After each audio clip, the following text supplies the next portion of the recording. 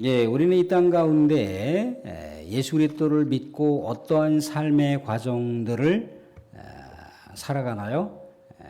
성화의 삶을 살아갑니다. 그러니까 10년 전보다 지금의 나의 모습이 신앙적으로 성장이 돼 있어야 돼요. 그게 이제 성화의 과정이에요. 또 앞으로 10년 후에 나의 삶이 신앙적으로 성장이 되어 있어야 돼요. 옛날은 이랬는데, 청년 시절에 이랬는데, 그러한 자꾸 옛날 과거형의 신앙을 얘기한다는 것은 현재 내 신앙이 성장하고 있지 않다라고 하는 것을 대변해 주고 있기 때문에 스스로를 돌아보셔야 됩니다. 성화의 과정이 이제 더 충만해지게 되면 이제 영화의 삶을 살게 됩니다.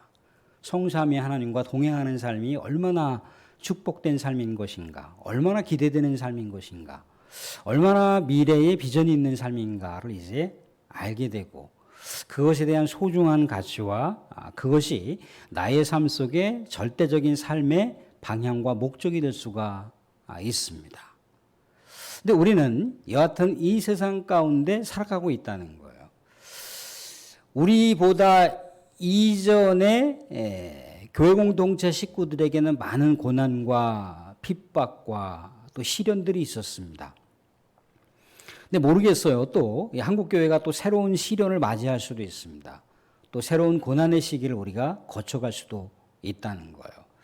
그런데 시련과 고난의 시기 가운데 잊지 말아야 할 거대한 삶의 소망이 있다면 어떤 것인가요? 교회가 어떻게 될 것이다. 믿음의 사람들에게는 이러한 미래가 있다라고 하는 것이 우리의 이 뇌리 속에 분명하게 각인되어 있으면 삶의 시련과 삶의 고초를 견딜 수가 있다는 거예요. 근데 그것이 없이는 그냥 하루하루 삶 자체가 지옥일 수밖에 없는 거죠. 사랑하는 성도들, 우리 사랑하는 성도님들 지금보다 예전에 굉장히 물질적으로나 여러 가지 면에서 이 한국 사회가 지금 발전하지 못했을 때는 굉장히 먹고 살기 힘든 그런 시절들도 많이 겪었잖아요. 그죠? 그때를 생각해 보세요. 그때 막 우리 자녀들, 우리 아마 전 세대, 우리 부모님들 세대라고 볼 수가 있는데, 우리 부모님들 세대가 우리 지금 성도님들이 학교 다닐 때 그 등록금을 낼 돈이 바로 없잖아요. 그죠? 그러니까 여기다 꼬우고 저기다 꼬우고 그렇게 하루하루 힘겨운 삶을 살아가지만 어떠한 소망이 있는 겁니까? 우리 애를 내가 고등학교까지 졸업시켜야 되겠다. 우리 애를 그래도 전문대는 내가 졸업시켜야겠다. 라고 하는 그런 소망과 또 그런 기대가 부모님들에게 있다는 거예요. 그래서 힘든 시절이지만 그 힘든 시절임에도 불구하고 극복할 수 있는 우리 자녀들이 뭔가 자신들의 어떤 삶의 자리에서 열심히 살아가지고 공부도 열심히 하고 자신들의 뭔가 앞가림을 하는 그런 자녀들의 모습을 보면서 부모들은 그 수고와 노고가 너무나 자연스럽게 받아들여졌다는 거죠. 어렵고 힘든 시절이지만 그것을 극복할 수가 있다는 거예요. 교회 공동체도 마찬가지인 거예요. 교회라고 하는 것도 미래가 과연 교회에 미래가 있는가? 이 기독교가 미래가 있는가를 들어서 우리 끊임없이 생각해 봐야 되는데 이 교회 공동체의 미래, 기독교의 미래를 이 계시록에서 아주 세세하게 기록하고 있더라는 거죠. 그러니까 1세기 그리스도의 공동체, 언제든지 체포되어서 고문당해서 참수형을 당할 수밖에 없는 그런 기가 막힌 박해의 현실 속에 살아가지만 1세기 그리스도인들에게는 비전이 있다는 거예요. 1세기 그리스도인들에게는 참된 소망이 있다는 거예요. 그래서 그들이 목에 칼이 들어와도 예수 그리스도의 핵심 가치를 그들의 신앙세계 가운데 붙들고 살아갈 수가 있었다는 거예요. 교회가 어떤 곳이냐라고 했을 때 지난번에 잠깐 우리가 생각해 보시면 지난번 교회 공동체는 지상에서는 전투하는 교회이지만 천상에서는 승리한 교회라고 말씀을 드렸습니다. 승리한 교회의 모습이 나중에 예수 그리스도께서 이 땅 가운데 오실 때 승리했던 그 교회, 하나님의 나라의 그 모습이 이 땅 가운데 완성이 되는 거예요.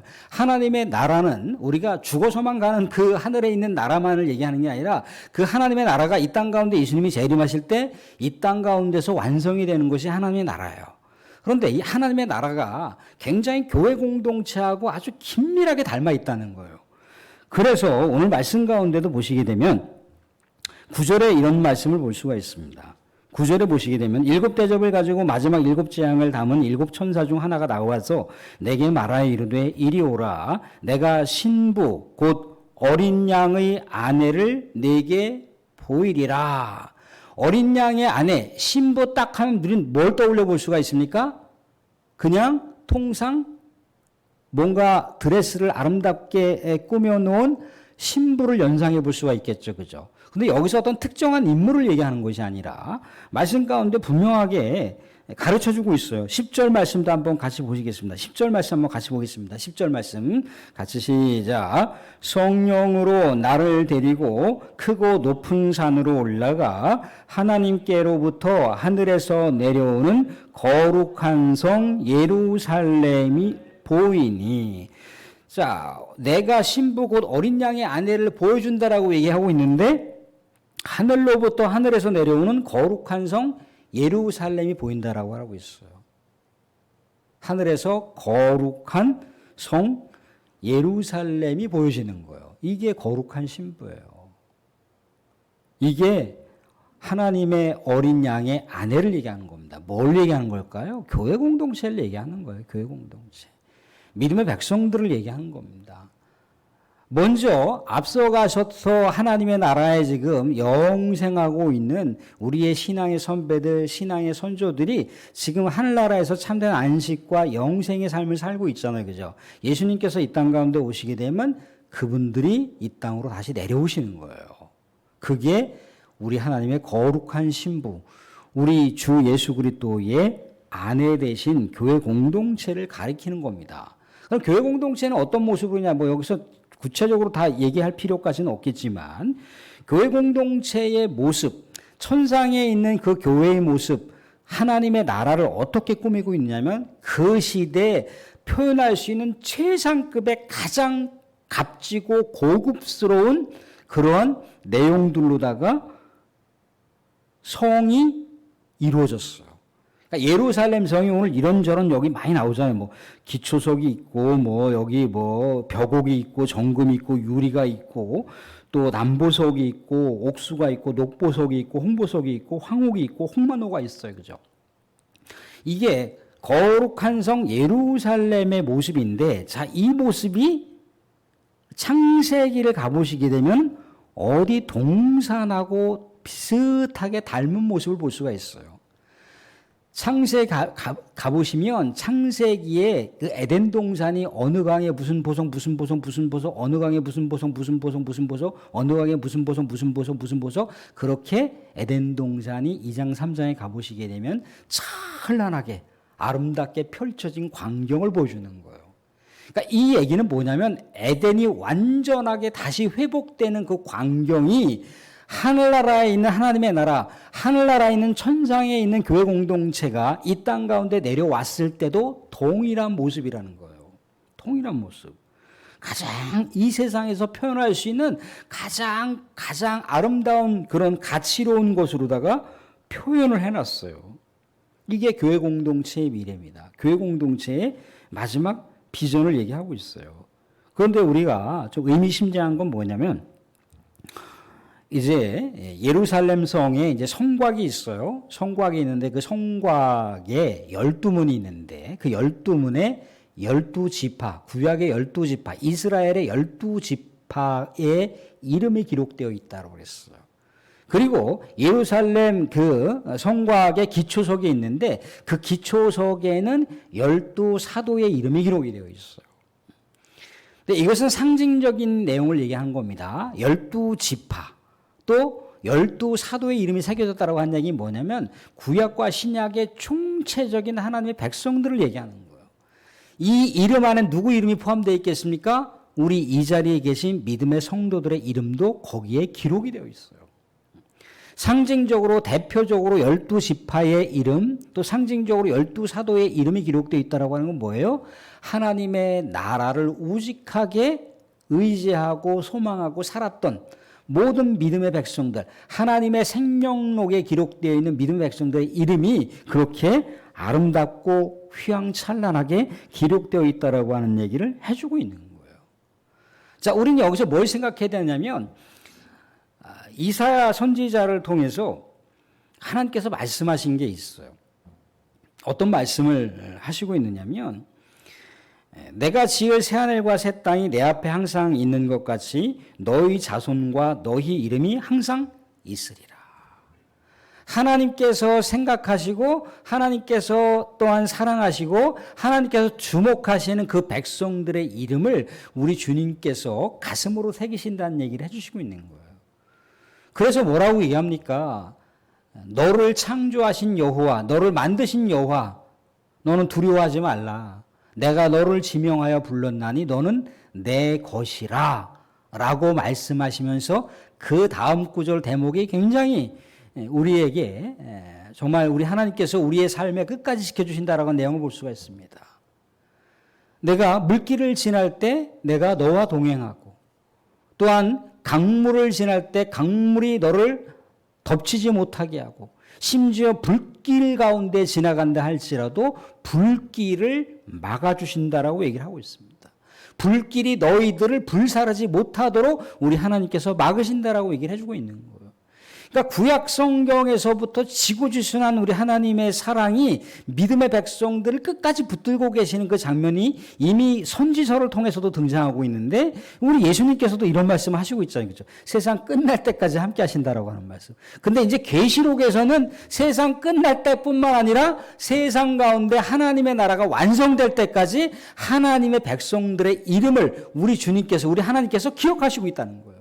기억하셨다가 내 사랑하는 아들, 딸들의 이름을 어떻게 거룩한 성 예루살렘의 그 성곽의 문과 기초석에다가 내 사랑하는 아들, 딸들의 이름을 새기겠다는 거예요. 이게 얼마나 우리 하나님께서 믿음의 백성들을 생각하는지를 생각해 볼 수 있는 대목이라는 겁니다. 근데 사랑하는 여러분들, 오늘 말씀 가운데 보시면 성곽의 크기에 대한 이야기를 해주고 있어요. 성곽의 크기에 대한 얘기를 저쪽에 17절에 보시면 이런 얘기를 볼 수가 있습니다. 16절 보실 수 있으면 16절, 17절 같이 한번 보겠습니다. 16절, 17절 같이 봅니다. 같이 시작. 그 성은 네모 반듯하여 길이와 너비가 같은지라 그 갈대자로 그 성을 측량하니 12,000 스타디온이요 길이와 넓이와 높이가 같더라. 그 성을 측량하니 144 규빗이니 사람의 측량 곧 천사의 측량이라. 다 이게 12수하고 관련돼 있어요. 12 곱하기 12는 144입니다. 12 곱하기 1000은 12,000이 되겠죠. 그죠? 10이라고 하는 숫자는 하나님의 완전수예요. 하나님의 통치의 숫자를 얘기합니다. 하나님의 임재의 수를 얘기한다는 거예요. 꼭 말하자면 이 거룩한 성 예루살렘, 이 땅 가운데 완성될 교회 공동체는 어떻다는 겁니까? 하나님의 임재가 충만하게 흐르는 거예요. 하나님의 임재가 완전하게 흐르고 있는 거예요. 그래서 우리가 세상 가운데 살아가면서 하나님의 은혜를 감동을 받아요. 그죠? 아, 하나님의 은혜였구나. 아, 하나님의 이 놀라운 응답이었구나라고 우리가 삶 속에서도 어떤 응답을 받거나 하나님의 은혜를 받게 되면 굉장히 감동과 감격을 받는데 그건 부분적이란 말이죠. 지난주에 말씀드렸던 것처럼. 그런데 이제는 완전한 우리 하나님의 은혜를 경험하는 거예요. 하나님의 존재를 경험하게 되는 거예요. 하나님의 임재의 수를 가리키는 이 수 가운데 하나님의 백성들 가운데 하나님께서 충만하게 임재하신다라고 하는 얘기를 해주고 있는데 하나님의 임재, 어린 양 예수 그리스도의 임재가 너무나 강력하기 때문에 성전이 필요가 없는 거예요. 22절 보시면 이런 얘기를 볼 수가 있지 않습니까? 성 안에 내가 성전을 보지 못하였으니 이는 주 하나님 곧 전능하신 이와 어린 양이 그 성전이심이라. 자, 우리는 보이는 교회로서 이 건물을 얘기할 수가 있지만 보이지 않는 교회로서는 우리 성삼위 하나님께서 믿음의 백성들과 함께하는 교회 공동체를 가리키기도 합니다. 근데 교회 공동체 가운데 교회 공동체를 물론 성전이라고 얘기를 하고 있지만 우리 성경에서 예수님을 성전이라고 얘기합니다. 그러면 교회 공동체를 성전으로 얘기하는 것이고 또한 예수님을 성전으로 얘기하는 거 하나님을 성전이라고 얘기한다는 얘기는 뭐겠습니까? 아까 말씀드린 대로다가 그 수에 이 의미가 담겨 있어요. 하나님의 충만한 임재, 하나님의 완벽한 임재를 말씀하신다고 그랬잖아요. 그죠? 그러니까 교회 공동체, 장차 완성될 하나님의 나라, 하나님의 교회 공동체는 이렇게 하나님의 그 놀라운 임재가 너무나 충만하게 흐르고 있는 거예요. 그러니까 직접 하나님을 우리가 눈으로 볼 수가 있어요. 그냥 우리가 하나님의 은혜를 이 감각을 통해서 경험하는 게 아니라 이 감동, 이 내면 세계를 통해서 경험하는 게 아니라 이 오감각을 통해서 하나님의 존재를 확인할 수가 있는 거예요. 사랑하는 사람들 뭐 중매를 했든지 아니면 연애를 했든지 연애 시절이나 중매 시절에는 그냥 내가 생각하는 그 연인만 생각해도 기뻐요. 그죠? 근데 그 연인에 대해서 아는 게 없어. 그죠? 전혀 아는 게 없어요. 그죠? 중매할 때는 이 남자 멋있는 남자고 이 여자 멋있는 여자고 이런저런 아무튼 온갖 그 좋은 얘기들을 많이 해놓는다 이거예요. 그죠? 응? 근데 모르는데 딱 결혼하게 되면 어떻습니까? 완전하게 이제 경험하는 거예요. 그동안 이런저런 얘기를 들었던 것이 아니라 이제 내 사랑하는 남편, 내 사랑하는 아내가 되는 거예요. 그렇듯이 이제 하나님도 그냥 성경의 말씀 가운데 기록되어 있는 하나님의 차원을 훨씬 뛰어넘는 거예요. 하나님은 성경 말씀 속에 갇혀 있지 않습니다. 성경 말씀 속에 제한되지 않지만 우리가 살아있는 한 성경의 범주 안에 하나님만 알아도 충분해요. 그것 이상을 우리가 알 수가 없어요. 그런데 이제 예수님께서 이 땅 가운데 완성하신 하나님의 나라, 그 교회 공동체 완성된 그곳에서는 이 말씀 속의 범주를 훨씬 뛰어넘는 그 하나님을 경험하는 거예요. 예수님을 경험하는 거예요. 그래서 23절에도 뭐라고 얘기합니까? 그 성은 해나 달에 비침이 쓸데없으니 이는 하나님의 영광이 비치고 어린 양이 그 등불이 되심이라. 해와 달이 필요 없다가 아니잖아요. 그죠? 해와 달이 불빛을 비치고 있으나 뭐예요? 하나님의 영광과 어린 양의 광휘가 너무나 찬란한 거예요. 너무나 찬란하니까 햇빛과 달빛에 대한 의식이 없는 거예요. 아까 말씀드린 대로다가 하나님을 완전하게 경험할 수 있는 거예요. 예수님을 완전하게 경험할 수 있는 거예요. 이게 교회 공동체의 미래라니까요. 이게 하나님 나라의 미래예요. 그런데 분명한 건 뭐예요? 이것을 경험할 수 있는 자가 제한되어 있다는 거예요. 27절 말씀 보겠습니다. 27절 같이 한번 읽어보겠습니다. 같이 시작. 무엇이든지 속된 것이나 가증한 일, 거짓말하는 자는 결코 그리로 들어가지 못하되 오직 어린 양의 생명책에 기록된 자들만 들어가리라. 아멘. 이 세상에서 우리는 끊임없이 이 바벨론이라고 하는 거대한 이 사탄의 세계가 통치하는 시대를 살아가고 있습니다. 그렇다고 해서 우리는 거기다가 계속해서 뭔가 연합을 하고 연대를 하고 그 사탄이 인도해가는 삶을 우리가 따라가면 안 되는 거예요. 어차피 그 길은 멸망길입니다. 그 길은 죽음길이에요. 그 길은 심판의 길입니다. 그런데 어린 양의 예수 그리스도를 믿고 의지하고 살아가는 자들은 끊임없이 오늘도 우리가 10절을 통해서 성령을 통해서 이런 아름다운 광경을 보여주셨다고 했는데 우리 끊임없이 성령을 의지하면서 어린 양 예수 그리스도께서 우리에게 주시려고 하고 있는 하나님의 나라, 교회 공동체 완성된 그 비전을 우리가 놓쳐버리면 안 돼요. 그걸 놓치고 살아가게 되는 순간 바벨론에 대한 화려한 것만 보이게 된다는 거예요.